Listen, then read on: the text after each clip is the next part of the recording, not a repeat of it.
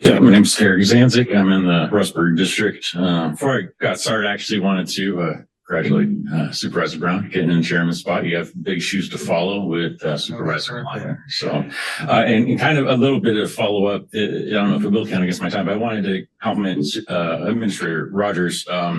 Because I have always a lot of questions about our budget and how we do things in certain processes and whatnot. And I always send him emails and he's always very responsive. And so I want to compliment you again and thank you for open communication about that. Because even when I got stupid questions, I send them to you and you're always very responsive. So thank you. I appreciate it.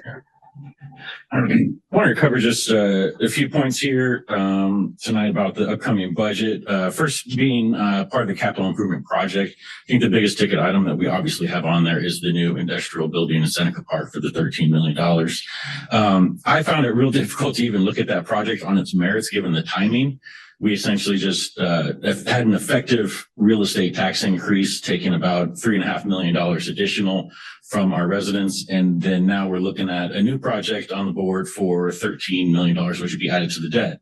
And I just think it's not good optics. Timing is unfortunate. I mean, it might be a good idea on its merits, but I just found that difficult to look at in this initial package. Also on the CIP is the maintain audio and visual systems for $25,000.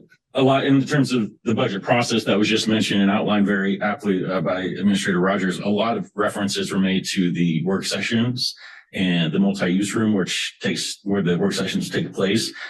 For the line item of maintaining audio and visual systems, it's obvious that the audio in that multi-use room needs to be improved. So whether it's better microphones or soundproofing, the audio setup needs to be worked on there because you can hardly hear many portions of those conversations, and a lot of important conversations do take place there. Moving on to schools. Schools obviously being one of the largest line items in terms of our transfers out. They get $30 million from our $90 million total. So that's basically about a third of our budget. And over the last few years, the schools have increased their own budget from $80 million to $100 million. And most of those increases, the largest increases, have been going to admin-related offices rather than instruction-related categories and teacher pay. So over that same period, though, SOL pass rates in Campbell have been recovering from COVID at a slower rate than Amherst, Appomattox, and Bedford. So you have the COVID dip, and then you have the SOL pass rates. They're slowly starting to come up, but our rate of recovery is slower than the other counties. And even for something a dismal performance, actually, our pass rate for writing in Campbell was 73 in 2021, and in 2023, the score that was posted is 52. So that's a 29% decline in writing for SOL pass rates in Campbell. So part of the mission statement for Campbell Schools is to provide a world-class education. And that's why we give them about a third of our budget to forward that mission.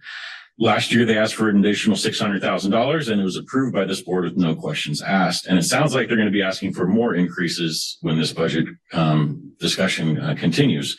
So I think it might be prudent to ask them if the largest increases are going to continue going to admin-related offices rather than instruction and teacher pay.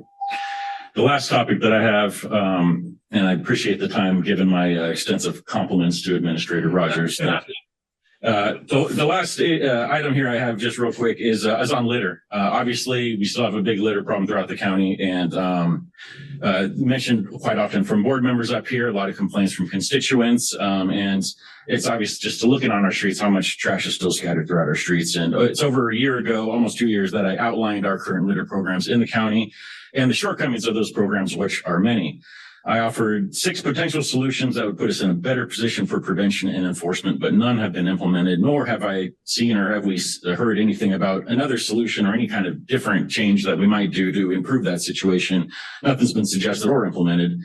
So my suggestions had very little recurring or ongoing budget expenses associated with them. A couple of them probably would have had one-time fees associated for setup costs. If that is the case, I would definitely recommend maybe getting estimates for what that would be for FY25.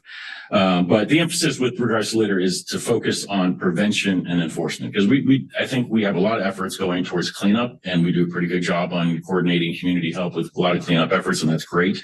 But we're severely lacking on the prevention and enforcement side of things. And what we've been doing is obviously not working. So, but I'm very grateful for you all and very grateful that you always give us the time to come up here and talk about the budget, give you some input. So thank you. That's fair.